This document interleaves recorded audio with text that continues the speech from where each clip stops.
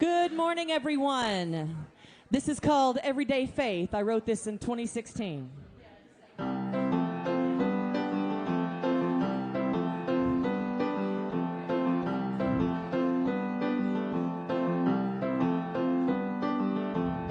It's time to go outside and plant the seeds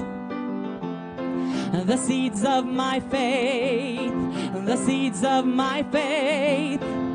Kale and cabbage, and tomatoes and peppers, eggplant and mushmelon, the more the merrier. I have everyday faith that at least one seed will sprout. No doubt in my mind a green shoot will pop out. With a little food and water and warmth from the sun, a crop of growth comes up and a new season has begun.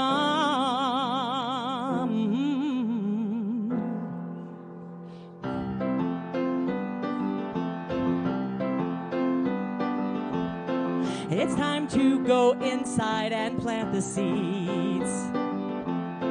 The seeds of the soul, the seeds of the soul. Courage, compassion, wisdom and kindness, patience and love, we all need it. I have everyday faith that at least one seed will sprout. No doubt in my mind a green shoot will pop out. With a little food and water and warmth from the sun, a crop of growth comes up and a new season has begun.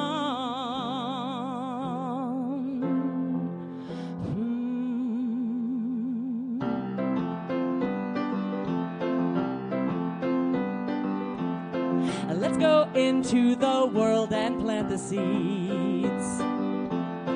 The seeds of freedom, the seeds of freedom, into the city, into the country, into the hearts of all people. I know we're ready. I have everyday faith that at least one seed will sprout. No doubt in my mind a green shoot will pop out. With a little food and water and warmth from the sun, a crop of growth comes up and a new season has begun.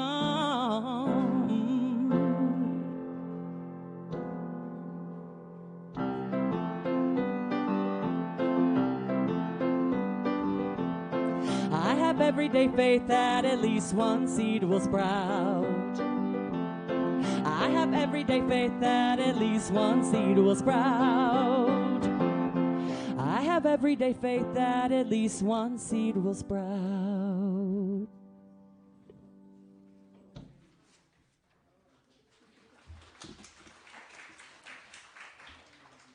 Thank you, Renee. Written and performed by Renee Jansky. And it fits perfectly with today's theme as we talk about seeding the future, specifically Cherokee seeds from the past for the future.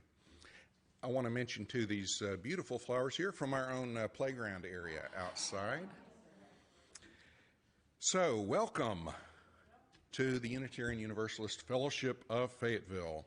And I'm so glad you could join us, those here in person and those joining us online. We're so glad to have you all.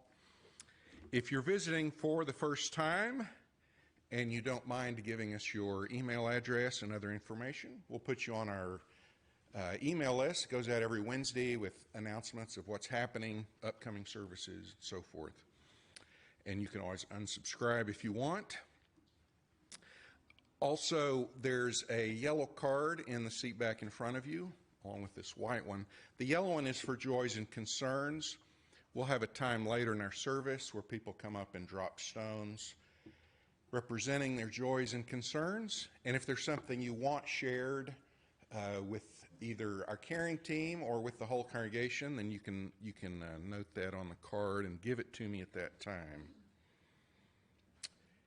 Our audiovisual guru. David back here has help if you need hearing assistance. We've got some headphones that help with that. Children are always welcome in our service. We love their sounds, the sounds of the future and the present. But if parents feel the need to go into the lobby or the playground or a staff nursery downstairs, then you're free to do that. After our service, we have coffee and conversation, and we invite you to stick around for that so we can get to know you.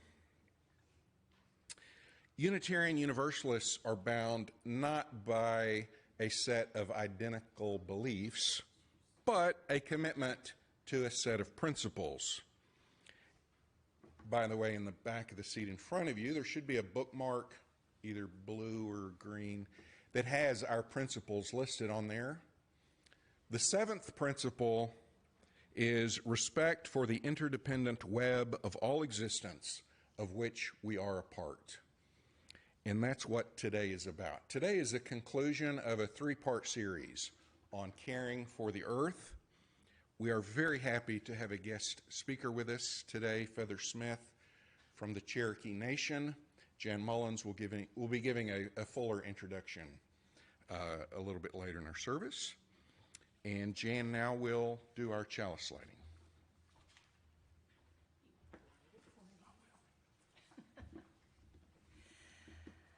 Love is the spirit of this community, and service is its prayer. To dwell together in peace, to seek knowledge in truth, and to help one another. Thus do we covenant together. Friends, let's rise as you are able in body or spirit and sing hymn number 396. I know this rose will open. This is a round. You know it's my favorite. And so Melly, there's Melly in the yellow shirt. They will lead this side and y'all will follow me. We're going to sing it together first, twice, in unison. If you can't see the screen, it is in the hymnal, so you should use that too. I know. Yes. Hymn number 396, if you should need that. Okay. Oh, I love this one. I met this composer. Her name is Mary Gregolia. She's a UU giant. All together. I know this rose will open. I know my fear will burn away. I know my soul will unfurl its wings. I know this rose will open. Together again. I know this rose will open. I know my fear will burn away. I know my soul will unfurl its wings. I know this rose will. Now with me. I know this rose will open. I know my fear will burn away. I know my soul will unfurl its wings. I know this rose will open. I know this rose will open. I know my fear will burn away. I know my soul will unfurl its wings. I know this rose will open. Oh, thank you, thank you. Beautiful. You may be seated.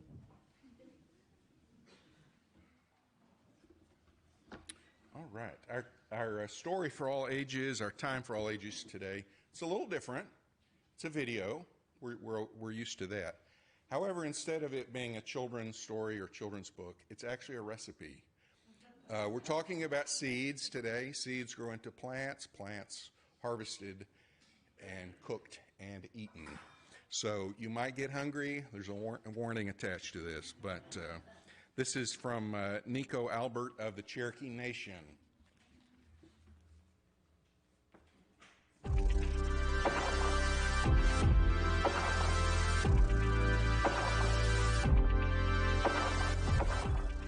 OCO. My name is Nico Albert, and I'm a chef, and I study traditional indigenous foods. And I have a business called Burning Cedar Indigenous Foods. So today I decided to make a roasted corn chowder, which is a dish I've been making for a really long time.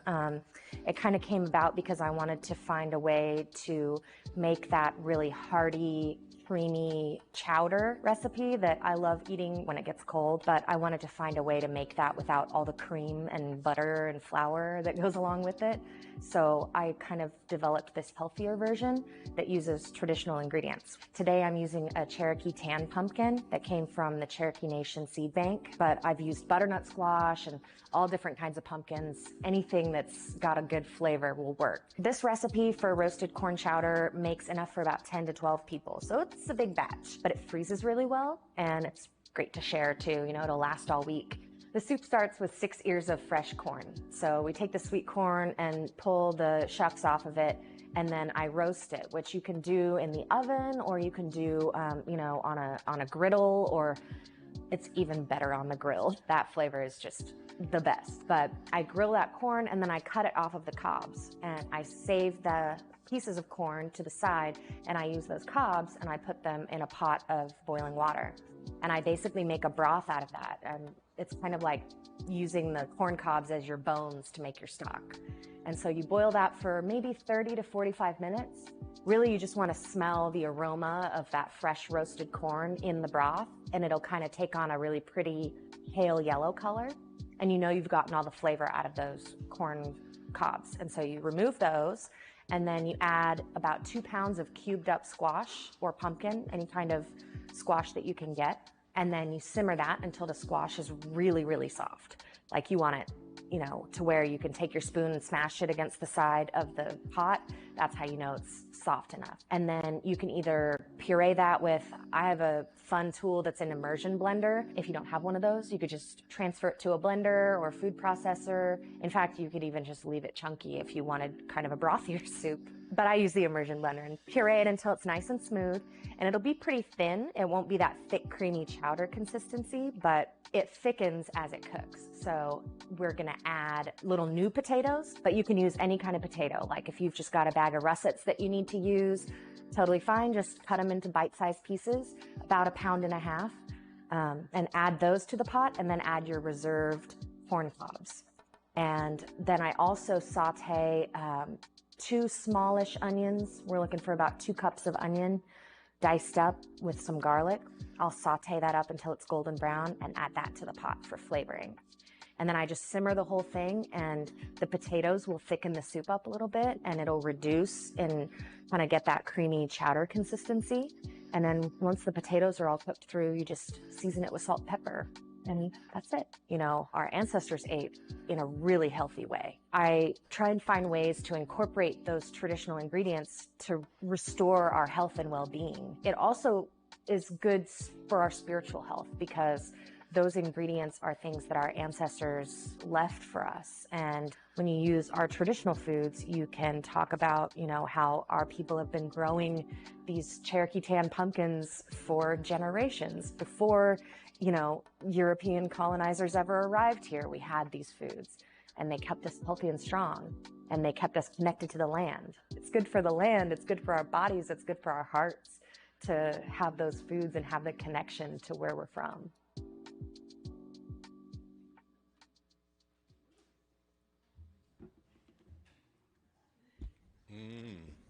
We should have planned this to eat that after service. I'm sorry, you're going to have to go make your own. Should we get the spotlights back up, please? Thank you, thank you.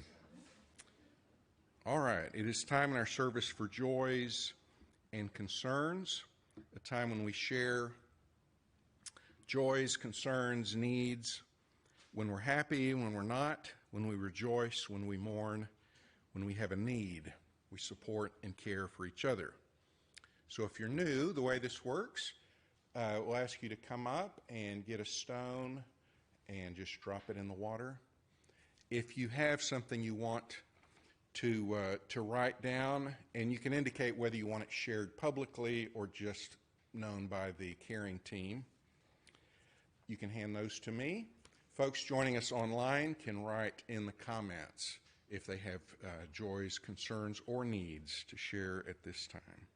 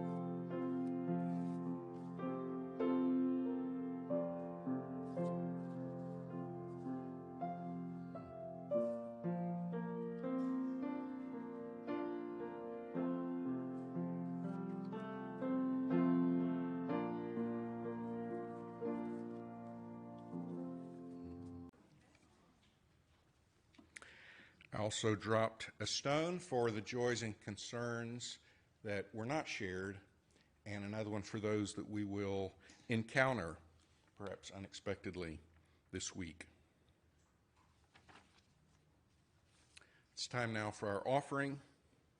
The important work of this fellowship is possible because of generous contributions of time and talent and treasure. Every contribution of every size is helpful and appreciated. So this is new, isn't it? Giving via text message. We've had an online thing for a while, but I think the texting may be new.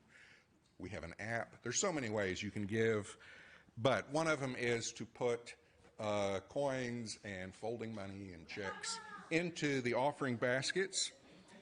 We invite you to share as you are able.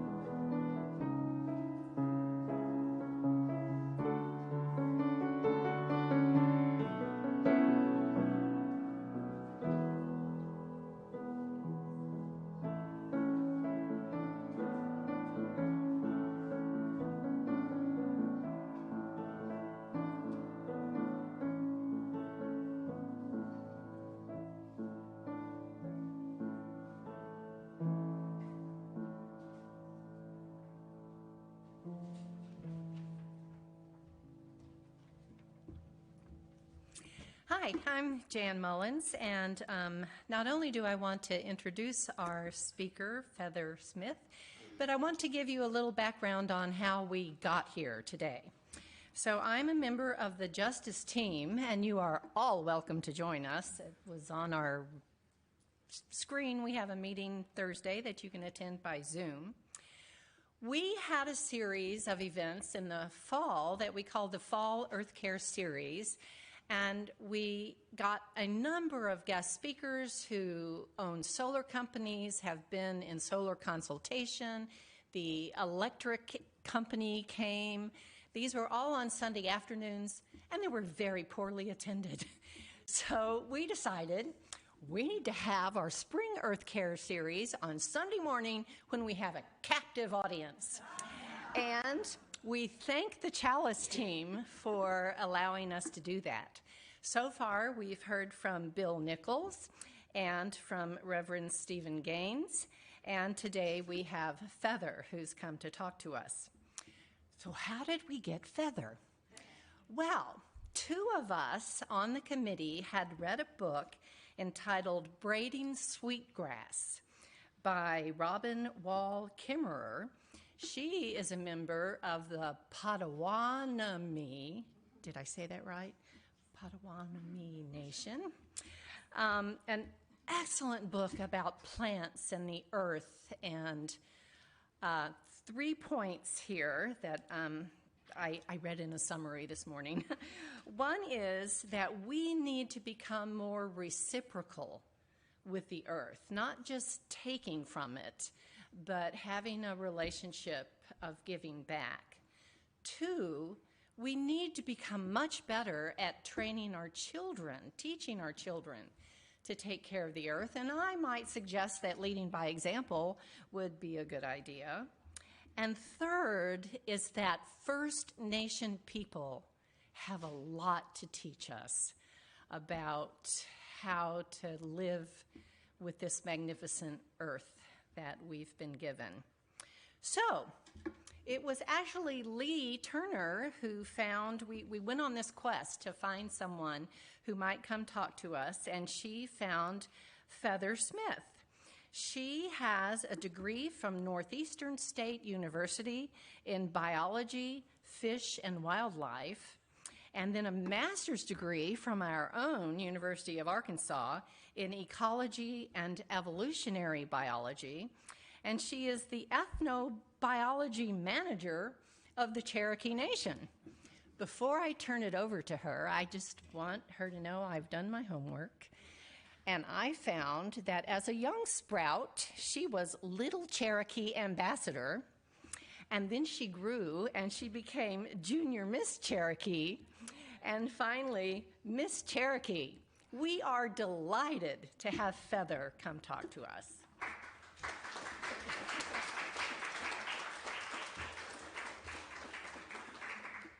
Well, Osio Nagad, Ugadasli Dawadon'a. Hello, everybody. I'm Feather Smith. I am our Cherokee Nation Ethnobiology Manager with our Secretary of Natural Resources Office.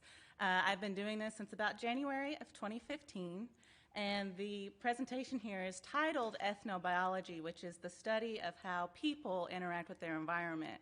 Obviously, today we're focusing on Cherokee ethnobotany. So our first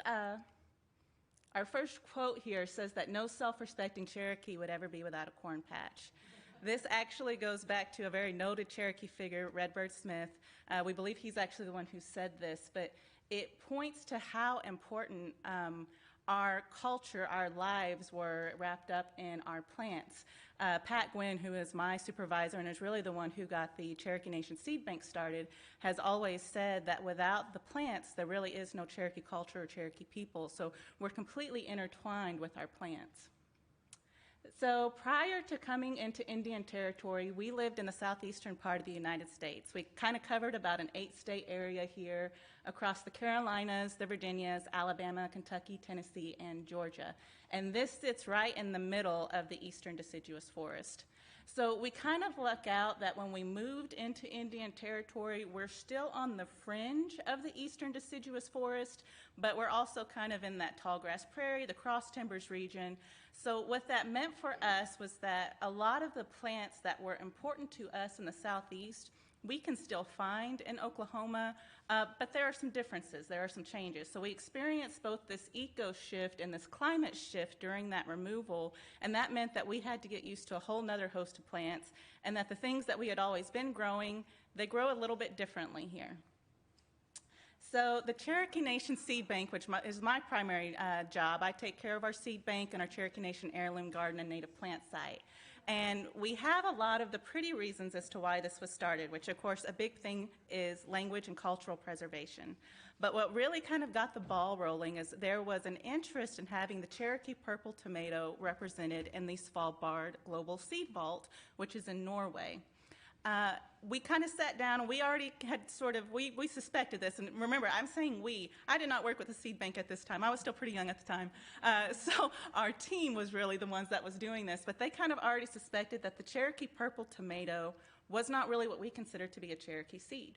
So if we're looking at the Cherokee purple tomato story, it's attributed to either a family or an individual who may or may not have been Cherokee, who lived within what would have primarily been Cherokee territory in Tennessee. And that's where it got its name. But it is not something that was cultivated by the Cherokee tribe, so it's not something that we consider to be a Cherokee seed. So when we bring back this information, then it became a quest to, okay, what seeds do we have? And we couldn't find any of those seeds in Oklahoma. We worked with a lot of different people, and eventually were able to find a couple of things in Oklahoma, but we had to work pretty heavily with our eastern band of Cherokee Indians, who still lives in Cherokee, North Carolina, to find the majority of our seeds. And so then that became the next deal was, okay, we have to get a hold of these seeds, bring those back into the Cherokee Nation, and then we needed to start genetic preservation, because none of the seeds were being grown for the purpose of preservation. They were being grown by hobbyists for food and things, so that at least they had existed for that reason, but without preserving their genetics, all of these seeds were at risk of being lost. And so that was actually where our Cherokee Nation Seed Bank got started, and we kind of forgot about Svalbard, the Global Seed Vault at that point, and sort of moved on in this new direction. So we kind of have a wide species variety. We were specifically known for growing things like corn, beans, squash, pumpkins, but we also grow some other things as well. So we have different native plants, tobacco, all of these things that we grow through our seed bank. So Cherokees are especially known for growing selu or corn. What we have pictured here is the Cherokee yellow flower, colored flower, and white flower corns. Of course, everything that we would have been growing, we were growing for the purpose of getting us through the wintertime. In the summertime, when we're growing our gardens, there's plenty of food. There's plenty of things that we can go out and gather from our environment right now. But in the wintertime, that's when food becomes short. So everything that we're growing in the summertime is meant to get us through the winter. So most of our corns are going to be pretty starchy. They're flour corns. It's things that can easily dry out and then be stored for long periods of time to be able to get you through that winter. Our Cherokee White Eagle corn is probably our most unique and our oldest variety of seed. We have stories about how as we came over on the Trail of Tears, we carried the seeds with us. The people would actually sew the seeds into pockets within their clothing to make sure that they didn't lose them. We had a really tough time finding any of those seeds, though, in Oklahoma. Again, we had to go back to the southeast to find a lot of things. Cherokee White Eagle is one that we are pretty sure was carried across the Trail of Tears. The literature says this gets to be about 8 to 10 feet tall, but this is one of those things that in Indian Territory in Oklahoma can get up to 15 feet tall. It absolutely loves the Oklahoma heat and Oklahoma summers, usually. It's kind of unique. It's going to grow on a red cob, and it will have sort of a white-yellow corn into sort of purple-blue corn. And on a perfect cob, every purple or blue kernel is going to have that white eagle flying on the side of it. This is a dent corn. It's very, very pretty, but it's not as easily eaten as something like the flower corns. This was our ceremonial corn. So when we think about the corns that were, they were all sacred, but when we think about the corns that were the most sacred, Cherokee White Eagle corn was a ceremonial corn. Now we also grow 4 different varieties of beans. We grow the Cherokee Long Greasy, Black Turkey Gizzard, Brown Turkey Gizzard, and the Trail of Tears beans. All of our beans are pole beans, so they need something to grow up. So in most cases, what you would do is we would have to let our corn get so big, about 6 inches to about a foot tall, and then we would plant the beans next around the base of that corn, and it's going to crawl up that stalk. So the stalk gives it something to grow on, but also beans are nitrogen fixing. They pull nitrogen out of the air, fix that into the soil. Corn likes a lot of nitrogen. They tend to grow well together, or at least that's the story. We don't have that luck in Indian Territory. Our beans do not like Oklahoma heat and will quit pollinating after about 93 degrees. So usually we have to plant our beans earlier, and then we also try to get a pretty good fall crop where our corns are growing right through the middle of summer. So we don't generally grow these two things together now. It's just a little bit too tough to do that in Oklahoma. We also grow squash. Our Georgia Candy Roaster squash is by far the most popular seed through the Cherokee Nation Seed Bank every single year. It is a winter squash, so for the most part, whenever we harvest this off of the vine, as long as you just leave about an inch or two of the stem on, the squash will store all winter long. So I can harvest some of this stuff in October, November, and it's still going to be good to eat come March, April. So it is naturally long storing. The seeds, of course, this is one of the few things when we're thinking about corn and beans, what you're eating is also the seed. So we never really share any of that with other people because all of that is being preserved and then given back into citizens through the seed bank. We're not usually getting to eat that stuff. But with the squash, we have to cut this open to get a hold of the seeds. So that's why in our video we saw Nico using the Cherokee Tan pumpkin, and that's how we were able to get that to her, is we were partnering with her to get those pumpkins opened up, get the seeds back to us, and then we're able to give that fruit out. And we're able to do that with different entities. Sometimes it's with our Call Week Cafe, sometimes it's just with employees, but it's one of the ways that we try to make sure that we're sharing as much as we can and this stuff isn't just being wasted over time, because this is a very large squash. They can get up to about 2 feet long, can weigh up to about 20 pounds, so it's a pretty large squash. Very sweet though, and that's also true for our Cherokee Tan pumpkins. This is our most recent seed addition into the Cherokee Nation Seed Bank. This is one that we believe may have also been carried across the Trail of Tears, because though we weren't able to find this when we started the seed bank, we were able to get this introduced in 2021, I believe, and we got seeds from a family who had been growing them. She was able to say her grandparents had been growing them and had been passed down, and she was living right there in Indian Territory, right there in Cherokee Nation that whole time.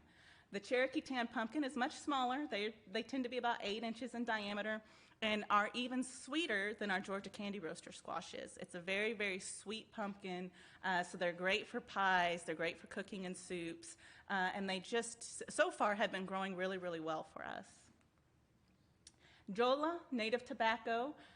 Tobacco is also something that we grow. Native tobacco is about 9 to 10 times stronger in nicotine content than that of smoking tobacco. So people often ask us through the seed bank, why would we want to grow tobacco if we're not using this for medicinal or ceremonial reasons? And it's a great attractor of pollinators. It also kind of has some natural pesticide uses. If you like to grow things like tomatoes, tomato hornworms are technically tobacco hornworms, so this will usually help protect your tomatoes. And sometimes tobacco is used as pesticide for other things. With that said, tobacco does attract its own pest, so it's not going to completely get rid of pests in a garden. It's very, very strong. But again, pollinators love it, hummingbirds love it.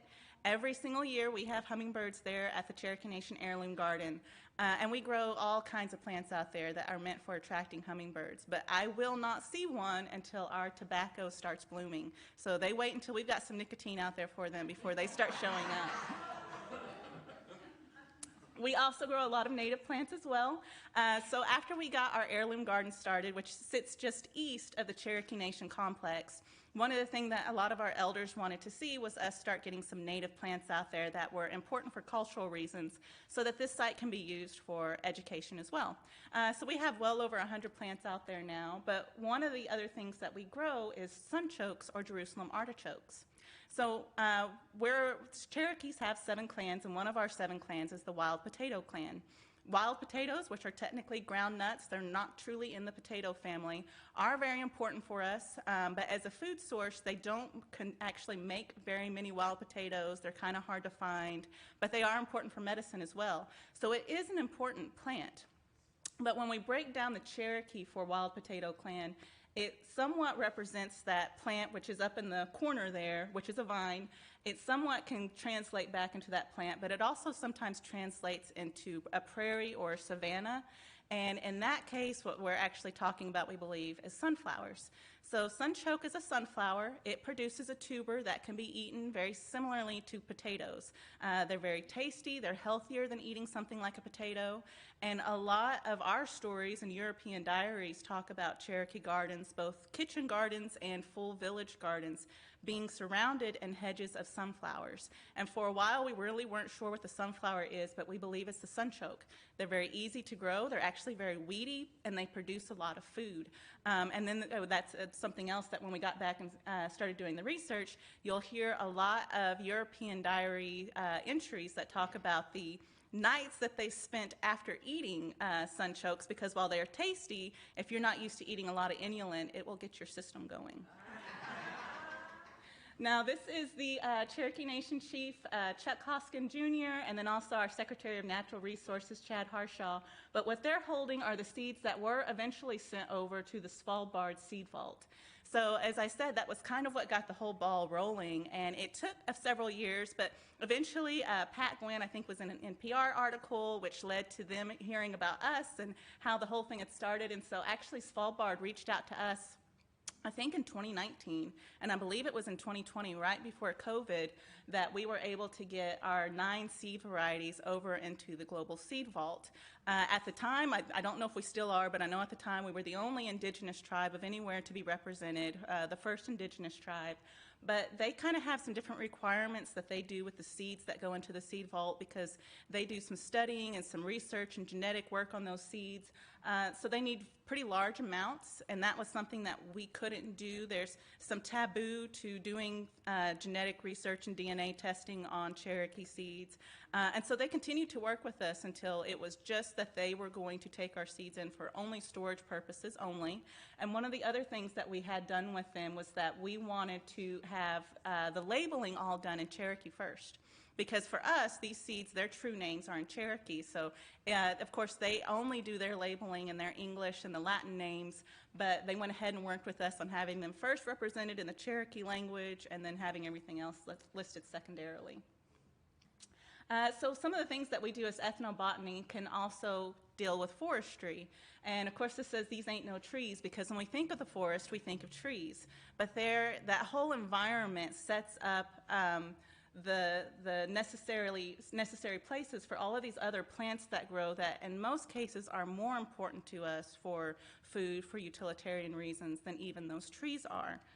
So it's kind of something that we've dealt with for a long time when it came to forestry, because when we were working with especially other government entities, this is what forestry at one time looked like. If you clear cut a forest, then you can just go through and replace the trees and you've replaced the forest, right? But that's not necessarily true. Something like a pine forest, it changes everything. It changes the pH of the soil. It changes the way that the light filters through the canopy. So we were always kind of having to work with them to explain that we need those natural eastern deciduous forests to be able to actually touch in with the parts of all of our culture that we're just not going to get that in things like pine plantings. So one of the trees that we have represented here is the eastern red cedar. Most people hate it because it's known to be kind of invasive. It's weedy. It sort of takes over in areas now. We know it now, and this is something that's really just now being discovered, but the North American continent was very, very heavily regulated by the tribes here. So that was why eastern red cedar didn't take over before. This is an important plant for us. It's used kind of similarly to using things like sage or sweetgrass. We didn't have those in the southeast. We have cedar. So this is considered a sacred plant for us. Jola is another sacred plant. Again, this is native tobacco. American ginseng. So this is kind of one of those plants that when we talk about going from the southeast into Indian Territory, the plants that we can't find, this is one. American ginseng can be found in parts of Arkansas. If you kind of go over to central parts and get in the right areas, we can find it. But this isn't something that we've been able to find growing naturally in Oklahoma, though some of our elders talk about it. Again, it was a very important plant for us. Cherokee warriors would oftentimes drink a tea from this before going out to war, so it had a lot of different medicinal uses. But it's really just not something that we can find now. So it's always some of those things that sometimes parts of that culture kind of get lost when we're not able to get in touch with all of our plants at one time that we would have had in the Southeast. Golden seal is another important plant. Golden seal is known to have some anti-fungus properties on its roots. Ginseng is known to attract fungus to its roots, so these are two plants that you oftentimes find growing together. Ginseng hunters, ginseng pickers, even today, they tend to go out and they look for this plant first because it's a little bit easier to find this one than it is to find the ginseng. And once you find this, you know that ginseng's probably going to be close by. Prairie willow or redwood root is another important plant for us. This is why we don't always like to use common names, because we use the word red root for a lot of different plants because they really do have some bright red roots.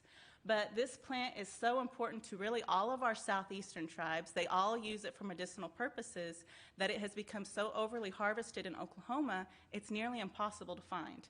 Again, according to literature, it's only confirmed to still naturally grow in 2 counties. Now I believe we've got 3 counties in Oklahoma where we can find this, but it's just almost picked out of existence. So it's something that we introduced into the heirloom garden and started growing for the purpose of trying to kind of have some backup plants to use, and so it's not so heavily harvested all the time.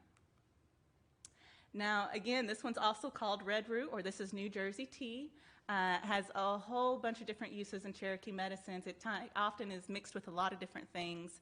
The New Jersey tea gets its name because when the Boston Tea Party occurred and all the tea was dumped in the harbor, settlers, not having any tea coming over from Europe, started looking for alternatives. This is one that really took off. It really doesn't have much caffeine in it, but it's got a pretty good flavor to it.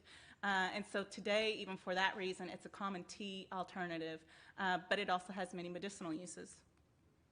Rattlesnake master is known to be one of our Cherokee warriors plants, and as the name suggests, we believe that snakes don't like this plant, and so they will stay away from this plant.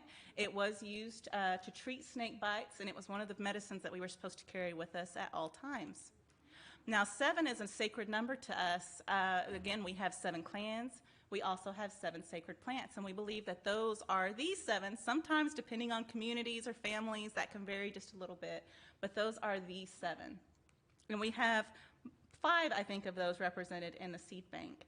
So all examples of non-wood forest products. The eastern people, southeastern people, are considered to be a people of the eastern deciduous forest, but there's so much more to that forest than just the actual trees, which is why we're always working on preserving natural eastern deciduous forest.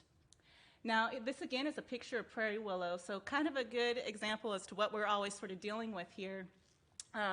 Years ago, when we first got our first prairie willow put out into the garden, a couple of our elders came to us and they said, "Oh, this is great, we're glad to have the red root represented, but it grows as both a male and a female, and you need to have both because they're used differently." And so we said, "Great, what do we have?" And nobody knew. And we said, "How do we tell the difference?" And nobody knew. So this was one of the things that when I first started, we were starting to sit down and do the research, and the whole team was researching this. And what we eventually found is you can tell the phenotypical differences only when they bloom in the springtime. And of course, they only bloom for a couple of weeks. So a male will kind of bloom with a red, fluffy-looking flower, and females bloom with sort of a green, spiky-looking flower. Going off that knowledge, we believe that our current plant at the time was a male.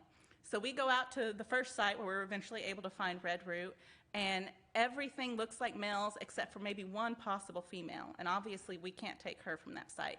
So we kept searching, and a couple weeks later we find another site that's just, it has the most red root I've ever seen anywhere. And there were, the first time our team goes out, and I wasn't with them, and so they were able to find males and then everything in between. And so my supervisor, him and our group bring back this plant, and he asked me, "Feather, is this a female?" And I looked at him and I said, "I have no idea what this is." And so he sends me out the following week, and we bring back a plant that we're about 80% sure is probably a female, and then all we can do is go ahead and plant those into the garden and wait a year.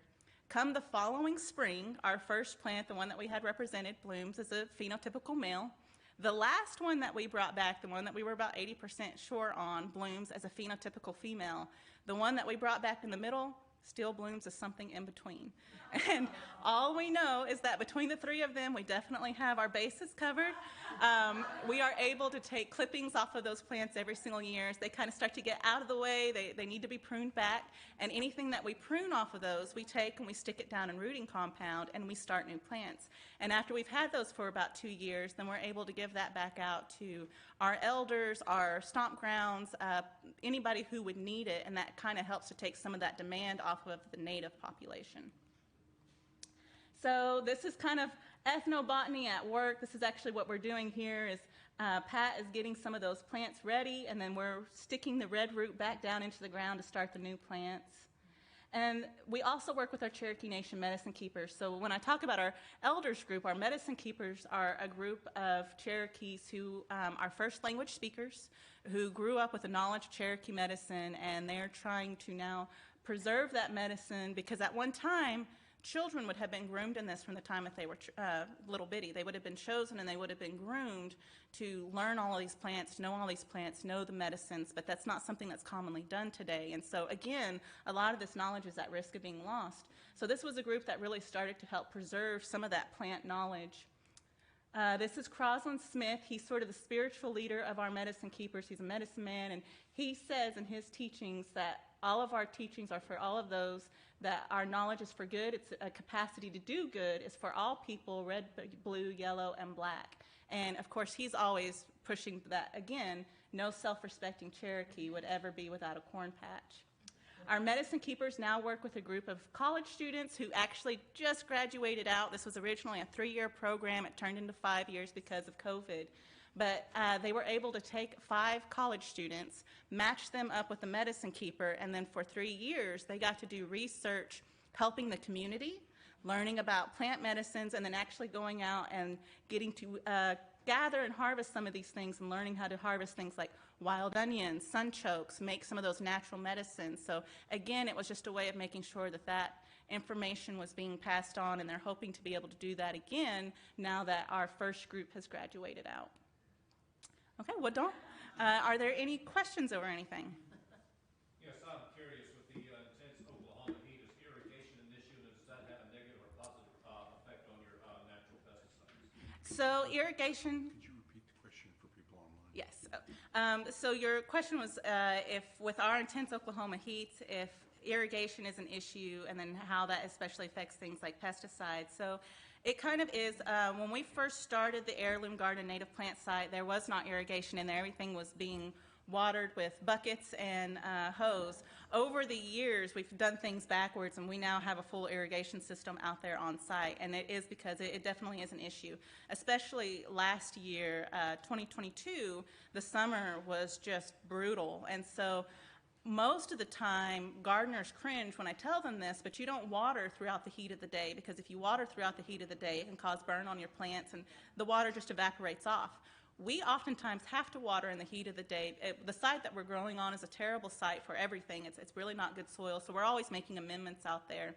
And we're watering in the heat of the day to cool those plants off. So it's not actually to water them for the purpose of that water soaking in. We still water them at night, but especially things like the Georgia candy roaster squash. If we don't get about 15 minutes of water on it during the day after it gets above 93, 95 degrees, we're going to lose our plants.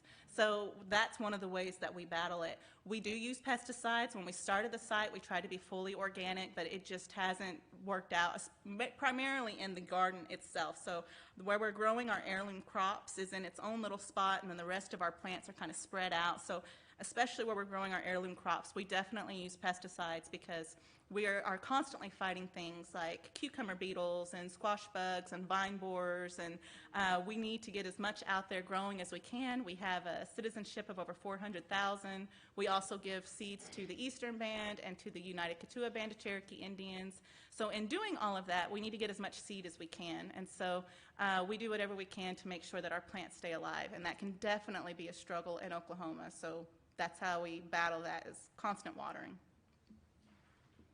Oh, we have a question from online. Shari Withy asks, my question is, are you familiar with a climbing bean that is black when it's dried called Trail of Tears beans? So the question is if we're familiar with the Trelleteers bean. Yes, the Trelleteers bean is one that we that we grow at the Cherokee Nation Seed Bank. So it is actually the story that it got its name, Trelleteers bean, because it was carried across the Trail of Tears. Honestly, we haven't been able to prove that yet. It was not a bean that we were able to find growing within a Cherokee family back in Cherokee Nation. We were able to get it from the Eastern Band of Cherokee Indians, but it is one that we were growing prior to European contact that we believe that the tribe did cultivate.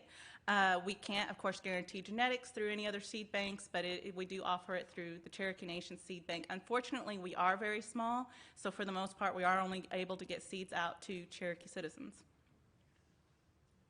Was there another question? All right. Well done. Thank you.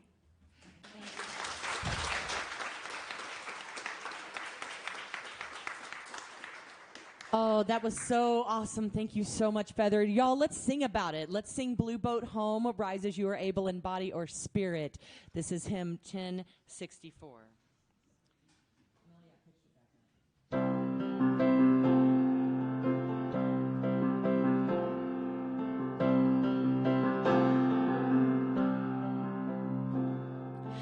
Though below me I feel no motion, standing on these mountains and plains, far away from the rolling ocean, still my drive and heart can say, I've been sailing all my life now, never harbor or port I have known.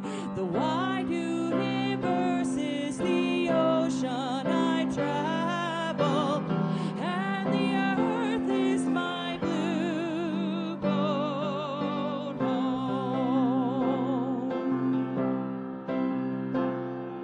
Sun, my sail, and moon, my rudder, as I ply the starry sea, leaning over the edge in wonder, casting questions into the deep.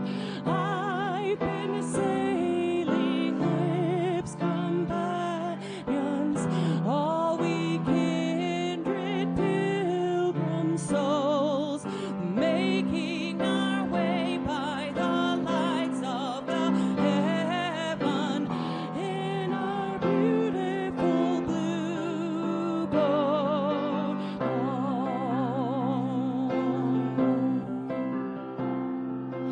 I give thanks to the waves upholding me, hail the great winds urging me on, greet the infinite sea before me, sing the sky my sailor song. I was born upon the fathoms, ever harbor or port I have known. The wide universe is the ocean I travel, and the earth is my blue boat home.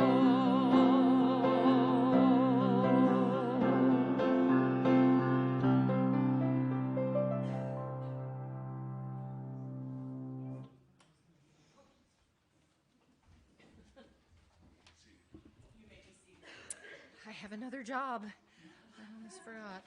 We're extinguishing the chalice now. We extinguish this flame, but not the light of truth, the warmth of community, or the fire of commitment.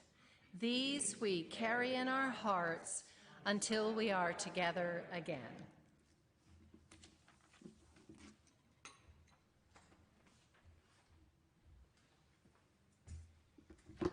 Thank you so much, Feather, and thank you all for being here. If you didn't notice, Blue Boat Home was our theme song for this series. If you notice, we were singing that a lot, and it fits so well. Announcements. Renee will take us into the postlude. Yes. Thank you. Thanks for coming, everyone, today.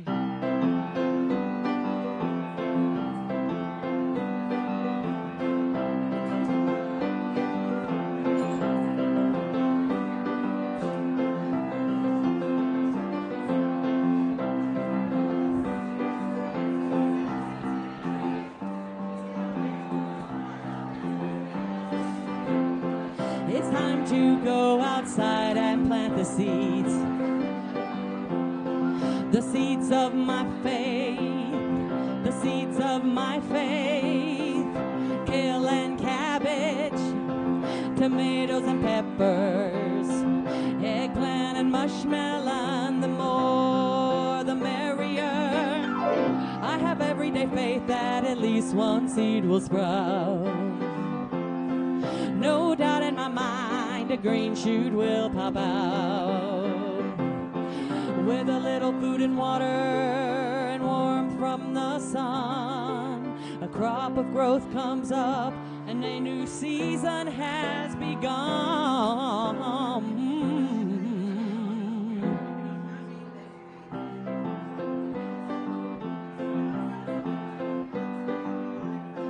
It's time to go inside and plant the seeds. The seeds of the soul. The seeds of the soul. Courage, compassion, wisdom and kindness, patience and love. We all need it. I have everyday faith that at least one seed will sprout. No doubt in my mind a green shoot will pop out. With a little food and water and warmth from the sun, a crop of growth comes up and a new season has begun.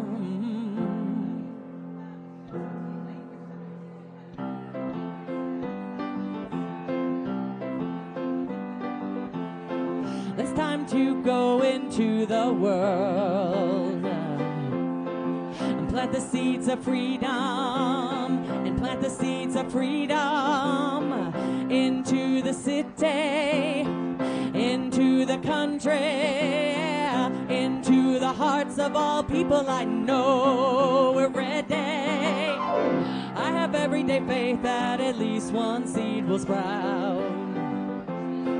No doubt in my mind a green shoot will pop out.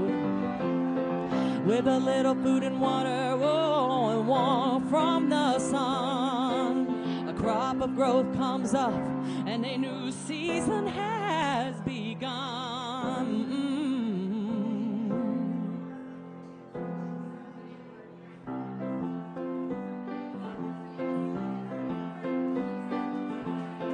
I have everyday faith that at least one seed will sprout.